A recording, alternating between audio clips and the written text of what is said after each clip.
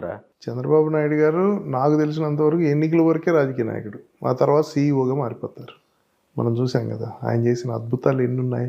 Pattiseema, Kia, లేకపోతే Bhogapuram airport, pharma city, Gangavaram port, hitech city ఒకటి కాదు. రెండోది ఏంటంటే చంద్రబాబు నాయుడు గారు చెప్పేది ఏంటంటే సంక్షేమం ఉండాలి.